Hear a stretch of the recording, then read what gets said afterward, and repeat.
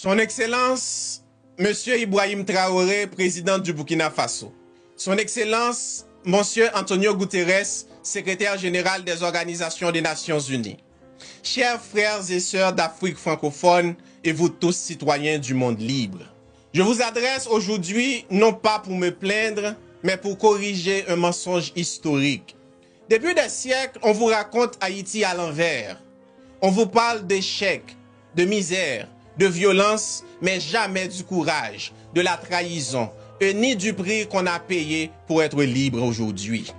Haïti est le seul peuple au monde à s'être levé et à avoir regardé son maître droit dans les yeux pour lui dire « Je préfère mourir libre que de vivre esclave ». Et ce jour-là, le 1er janvier 1804, l'ordre du monde blanc a vacillé. Les puissances coloniales ont eu peur. Et alors, elles se sont liguées, non pour nous saluer, mais pour nous punir.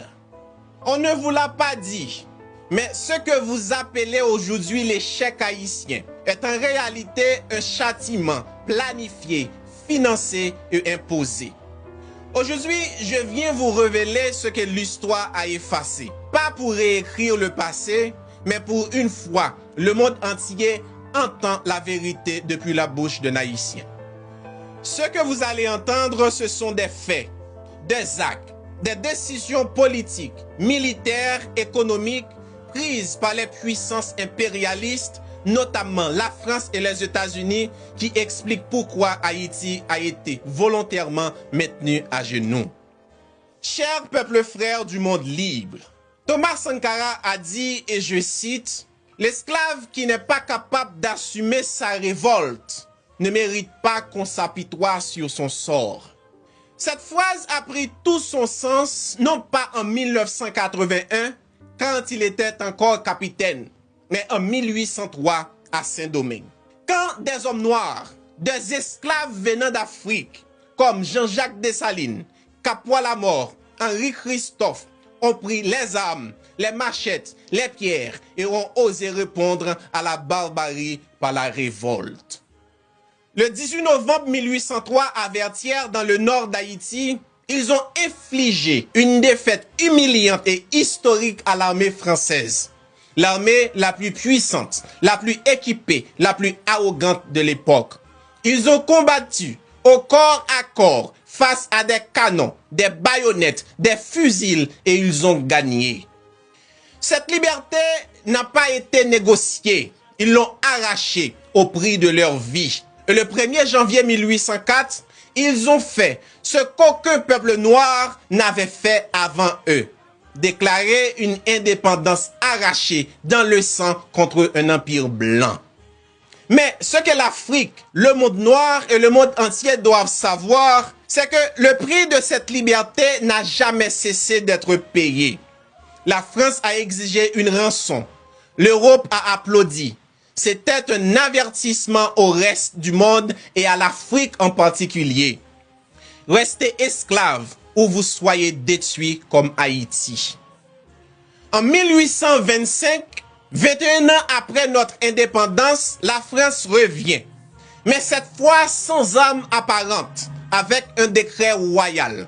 Haïti devra verser 150 millions de francs or en échange de la reconnaissance de son indépendance. Un chiffre délirant équivalent au budget annuel de la France elle-même. Le gouvernement haïtien refuse bien sûr, mais la France mobilise ses alliés, les États-Unis, l'Angleterre et l'Allemagne pour imposer un blocus économique.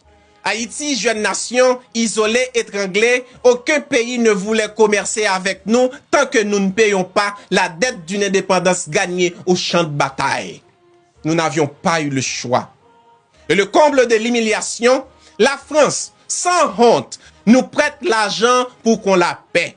Un vol impérial.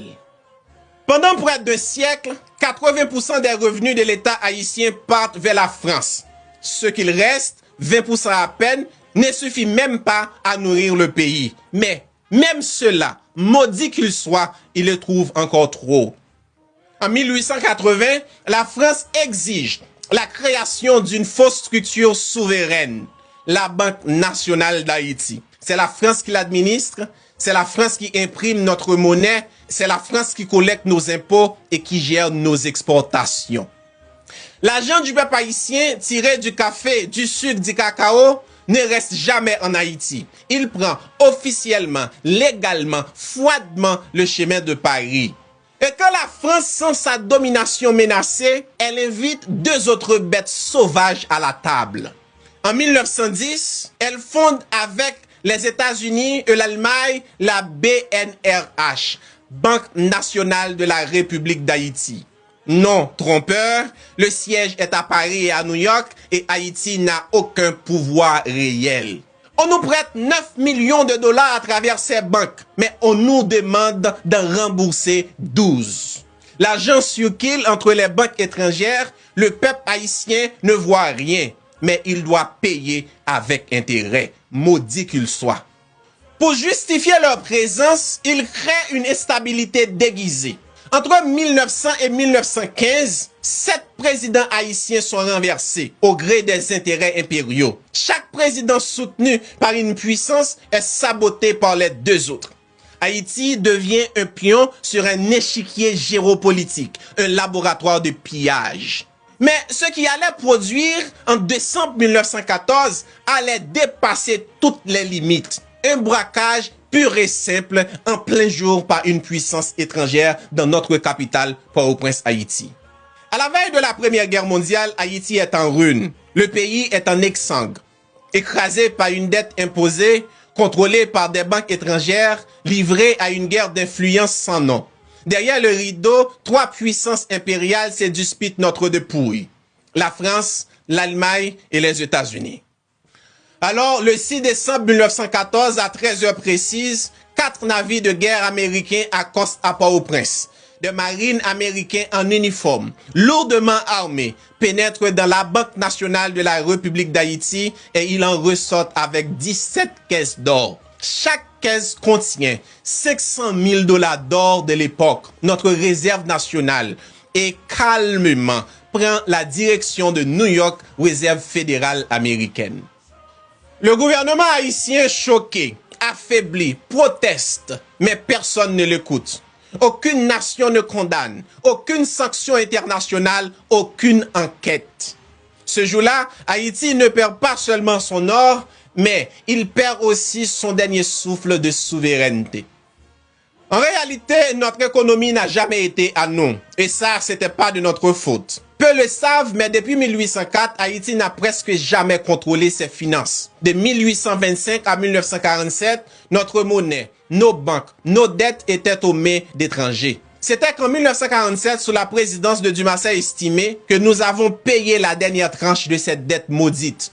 Sans aide, sans dons, sans assistance de la communauté internationale. Avec les menus de nos paysans qui ont offert ce qu'ils n'avaient pas pour réunir 5 millions de dollars et racheter la Banque nationale à la Citibank américaine.